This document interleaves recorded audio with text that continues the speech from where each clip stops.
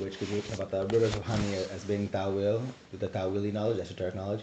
So there's a verses about the bee and the honey that it creates, and the Quran talks about being a healing that's created in the stomach, or the button means stomach, of the bee, and there's like healing for humankind. But you can make some connections on those, why that honey, what the importance of, now that you know what honey means. So where is this honey? Where does it come from? Because obviously Quran is not talking about just the honey of the bee, which maybe there physically honey has physical properties, Characteristics. but there's a spiritual healing that comes from the spiritual honey. Wow, subhanAllah. You know, I was expecting you to talk about one thing else, and I did not mention it. I said you will mention it.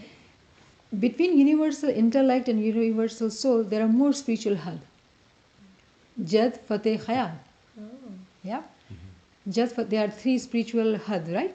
So, Jad is Israel and Israfil. Fateh is Mikael, and Khayal is Jibrail. And so these are four angels, higher angels, four archangels, four energies. There are so many ways of understanding these four angels' role in ourselves. But these are four energies within ourselves too. When you start seeking this knowledge, what happens? Your alam-e-khayal starts changing. You become conscious of your thoughts, and you are trying to put your thoughts in right direction. How? By tasbihat. Focusing on tasbihat. Developing your wings. So the khayal, your alam-e-khayal changes. With good practice, a mu'min reaches to the level where his own khayal are no more his own khayal. How? This tasbihat, when you continue to do tasbihat, these angels are being formed. When you activate that energy in you, or the Muwakkil Firishta he becomes alive in you, he starts giving you thoughts. Your alam-e-khayal becomes alive, vibrant, energetic. You constantly have discussion going on there. You ask question and you get answers. You start writing poetry. Things change in you. Okay? Alam-e-khayal. And remember, we are still in between universal intellect and universal soul. Okay? And then Mikael, the role of Mikael. Usually in physical world, people say that Mikael is the one who gives us Rosie, right? The physical Rosie, but that's not the truth. The Rosie is the spiritual Rosie, the intellectual Rosie. The more and more we practice to do our tasbihat and stay, connected to the ilm, after the awakening of alam-e-khayal, at the same time, what is happening that you are getting this Rosie too. So it's happening actually simultaneously, all four things happen. And how it happens, that it's like the easiest way to understand is, let's say if you're trying to understand this verse, 47 by 15, you're trying to understand the depth of it. For this one point, all these four energies will work together. And it happens simultaneously.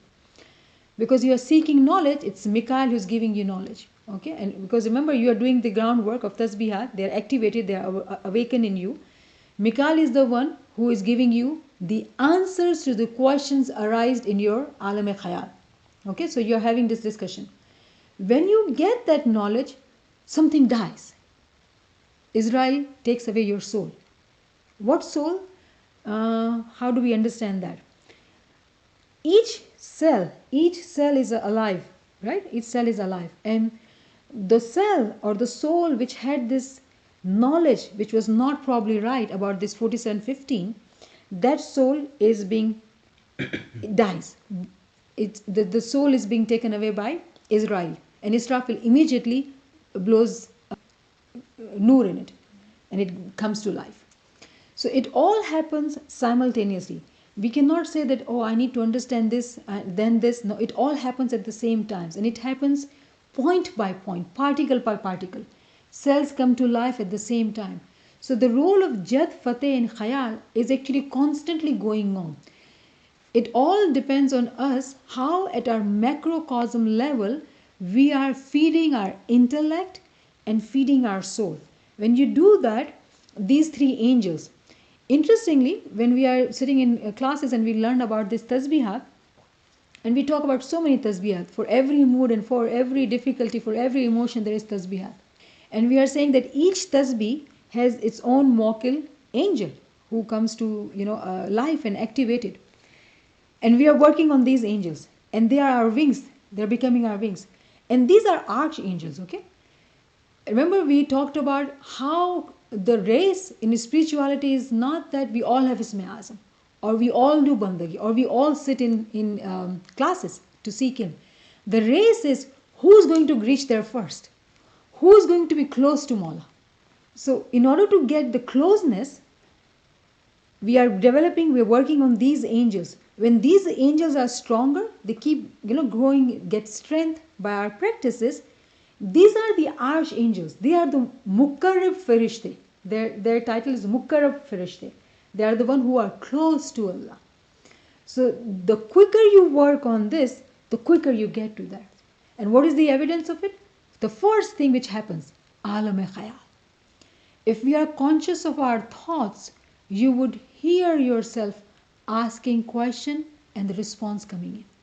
And at a minute level, these miracles happen with everybody. But as you go further, the questions are difficult and the answers are miraculous. And you come to know, to realize it, and you'll be like amazed, how did that happen? Similarly, when we talk of ishq, why ishq is so important? Because ishq is the one which brings purity to our heart. We can continue working in tasbihat and knowledge, but it will not totally purify ourselves if we don't have the ishq. Our intellect is always asking questions, seeking answers. When you understand the manifestations of Noor, the more you understand the manifestation. Let me bring it back again. In Quran, there are 99 names of Allah. Okay, Imam is Kareem, he is Rahim, he is Kahar, he is Ghafoor. And we talked about that even Kahar, which is, this name is like kind of dangerous, like Kahar, anger, Ghazab. How can Mawla, who is Rahman and Rahim at the same time, can be Kahar? But when we understood the meaning of Kahar, we now know that in his Kahar too there is Rahm. But we need to know, have the knowledge of it, right? So when we understand all the 99 names of Allah, there is more ishq in us for Him. Okay? Now combine the one name of the live name, 100 names, there is more love in our heart. But still, we are not reached to Mukarrab Farishta. Remember, the travel is to go nearer to Mawla Baba. When we understand that the Noor has different manifestations, and it is very important to understand the manifestations and submit to the manifestations.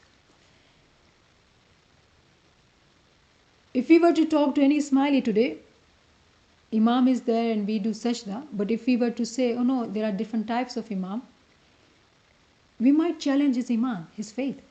We might challenge him, right? And it would be a test, undue test on his soul to be able to accept the fact that there is not one Imam in one point in time. There are several Imams. If he doesn't have a knowledge, it is very hard.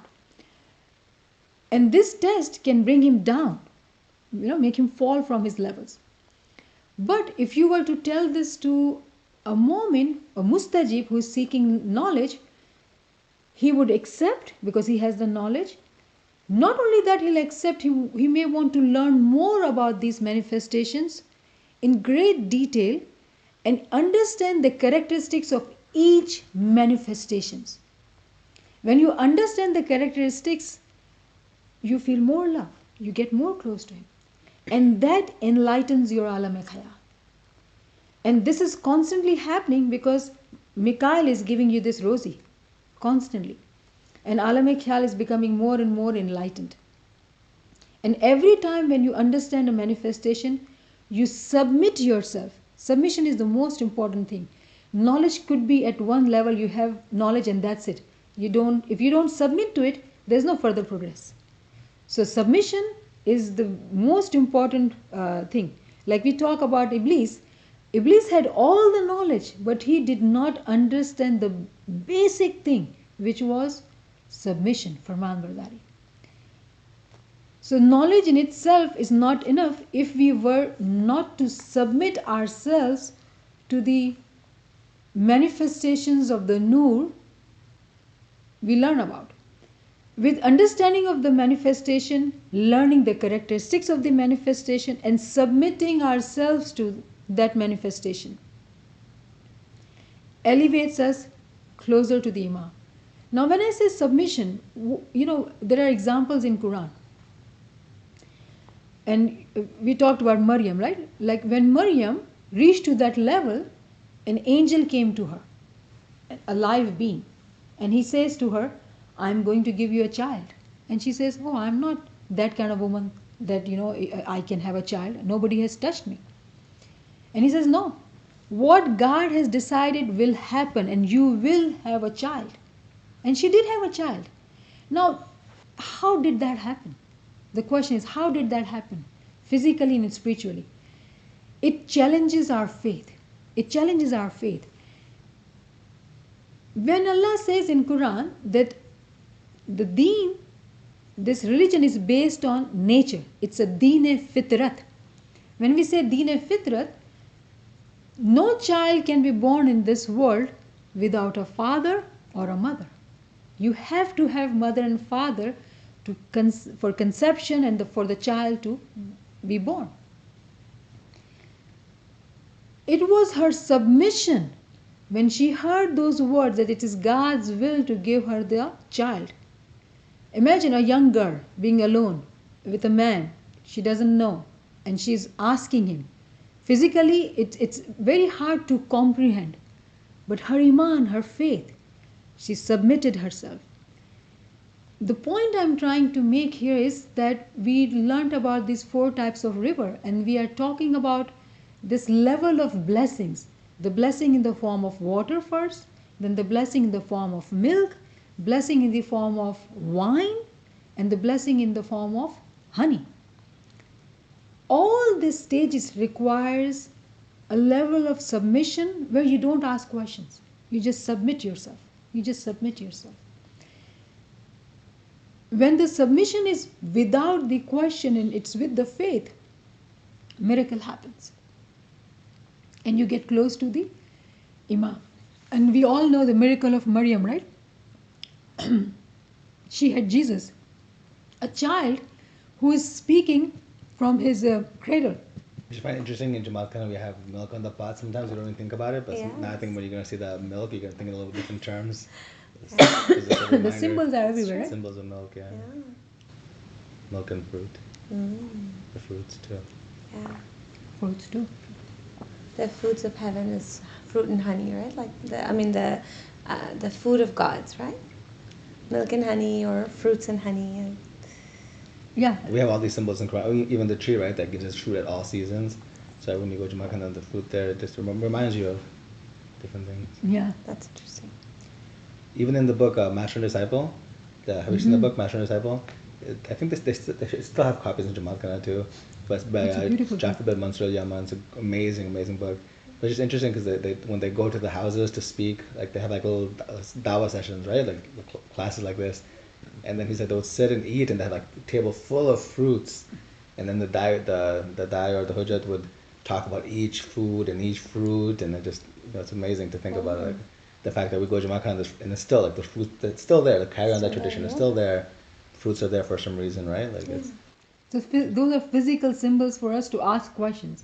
But see, it doesn't even occur to us if we don't sit in the ilmi classes. When we sit in ilmi class, then we ask why milk? Why there's a symbolically always milk being there, or fruit is always on the pot? Yeah. Because when we go to Jamaat Khan, actually we are seeking the ta'wil of it, the honey out of it.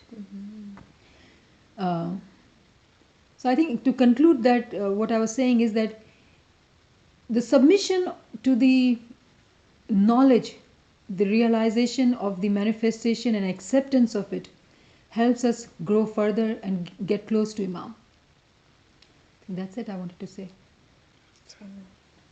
Shukran Mawla, Shukran Mawla. What else? If you ask